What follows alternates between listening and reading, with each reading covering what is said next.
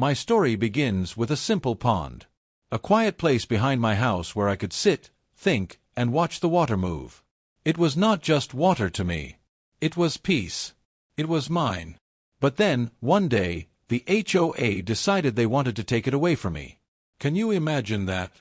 The very pond I had cared for, the pond I had loved, the pond that felt like part of my family, they tried to sell it as if it was theirs. That was the moment everything changed.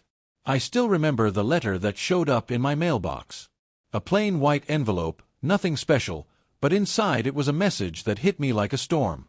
The HOA wrote that they were planning to repurpose community land, and that my pond was included. My heart dropped. My hands shook as I read the words again and again. Repurpose. Sell. My pond.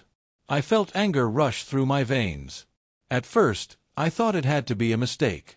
Maybe the board didn't know the history of that pond. Maybe they didn't realize how much it meant to me. So, I went to the next HOA meeting.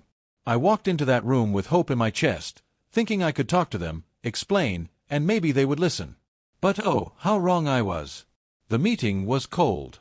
They sat at their long table, looking at me like I was just another complaint to silence. I spoke with emotion.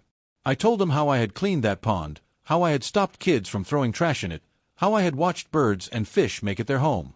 I explained that this was not just land. It was life.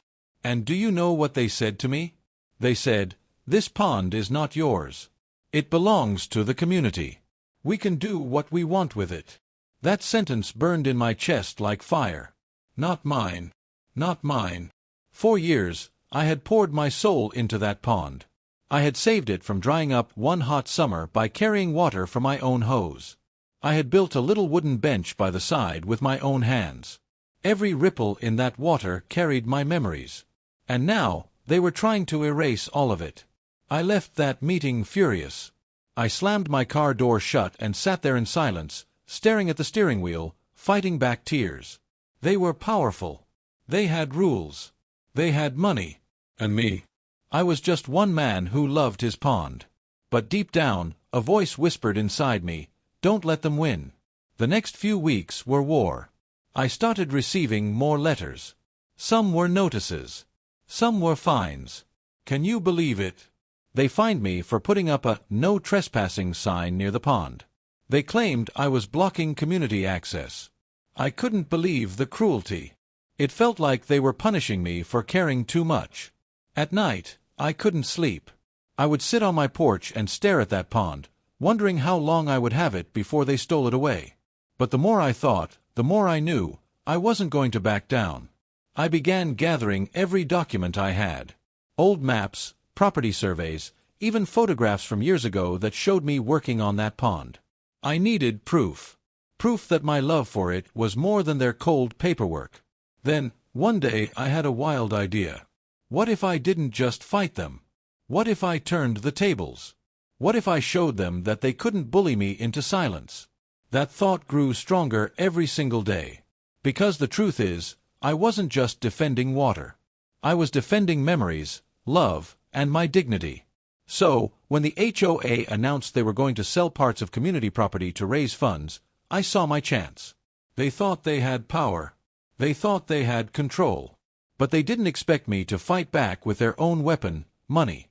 I started looking into how these auctions worked. I studied every line of their rules. I read about past sales. I even called a lawyer friend of mine to guide me. If they could sell what I loved, then I could buy what they loved. And what did they love more than anything? Their precious clubhouse and the lake beside it. The irony made me smile.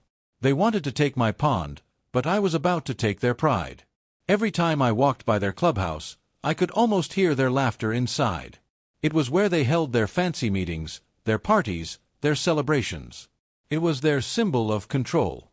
And soon it would be mine. But before that day came, I had to endure more pain. More harassment. They kept sending letters. They accused me of neglecting community property. They even tried to scare me with threats of legal action. Each letter felt like another knife, but each one also fueled my fire. I knew I was walking into a storm, but storms never scared me. They only reminded me of one truth, after the thunder, there is always light. The day of the auction finally came. My hands were sweaty.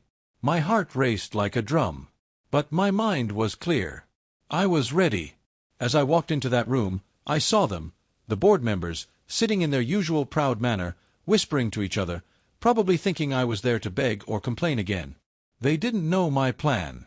The auctioneer began. Property after property was listed. Small pieces of land, community lots, small lakes. Then, the moment came. The clubhouse and its lake. Their crown jewel. The bidding started. Numbers flew. Voices rose. My chest pounded. But when the moment was right, I raised my hand. And then again. And again. Until silence fell. The room went still. The final call was made. And just like that, I had done it. I had bought their clubhouse lake. The looks on their faces. Priceless. Shock. Anger. Disbelief. It was like the ground had been ripped from beneath their feet. The very people who tried to steal my pond had now lost their pride to me. And in that moment, I realized something powerful. Sometimes, the best revenge isn't anger. It's success. When the auction ended, I walked out of that room with my head held high. My pond was still mine. And now, their clubhouse lake was mine too. The same people who laughed at me, who fined me, who treated me like I was nothing, had just lost everything they were proud of. But the story didn't stop there. The very next day, my phone rang. It was one of the HOA board members. His voice was shaky, filled with fake politeness. He said, "We need to talk." Imagine that. The same people who ignored my words, who refused to listen when I begged for fairness, were now calling me for a meeting. I almost laughed. But I stayed calm. I told him, "Sure. Let's talk." When I walked into the clubhouse that day, it felt different. The walls weren't theirs anymore. The chairs weren't theirs. The smell of coffee in the air wasn't theirs. Everything now belonged to me. And they knew it. They sat there, nervous, eyes shifting back and forth. One of them tried to sound tough. He said, "You can't possibly run this place. Do you even know how much responsibility it takes?" I smiled. "Do you know how much responsibility it takes to care for a pond for years, without help, without respect, without thanks?" "Because I do." The room went silent. They had no answer. That silence was my victory. But here's the truth. I didn't buy the clubhouse lake just for revenge. I bought it to prove a point. I wanted them to feel what it was like to be powerless, to lose something they loved, to taste the bitterness they had forced on me. And believe me, they tasted it. Word spread fast in the neighborhood. People who once sided with the HOA started questioning them. Neighbors came up to me saying, "We didn't know they were this unfair. We didn't know they could be beaten." Suddenly, the story of the man who defended his pond became an inspiration. I wasn't just fighting for myself anymore. I was fighting for everyone who had ever been bullied by people in power. But the HOA didn't give up easily. Oh no. They tried everything. They sent lawyers. They threatened lawsuits. They claimed the auction wasn't valid. They even tried to shame me in community emails, saying I had stolen the clubhouse lake. Every word cut deep, but every attack also made me stronger. Because I knew the truth. I hadn't stolen anything. I had played by their rules. I had beaten them at their own game. And inside I felt proud. I started spending time by the lake. I would sit on the edge of the water, just like I did at my pond, and breathe. The ripples reminded me that life is always moving, always changing. Sometimes it crashes, sometimes it calms, but it always moves forward. That lake became a symbol of my fight. One evening, as the sun was setting, I looked at both waters, my pond behind my house and the lake I now owned. Two bodies of water. Two battles. One story of victory. And I realized something powerful. Sometimes in life, you don't win by shouting. You don't win by crying. You win by standing tall, by refusing to bend, and by turning pain into power. The HOA thought they were untouchable. They thought they could crush me. But in the end, they learned a lesson they'll never forget. Never underestimate the heart of someone who refuses to let go of what they love. And that's the message I want you to remember. If someone tries to take away what's yours, if someone tells you that you don't matter, if someone tries to silence you, don't give in. Fight back. Stand strong. Believe in yourself, even if the world laughs at you. Because one day, your victory will be the story they never stop talking about. My pond is still mine. Their clubhouse lake is mine too.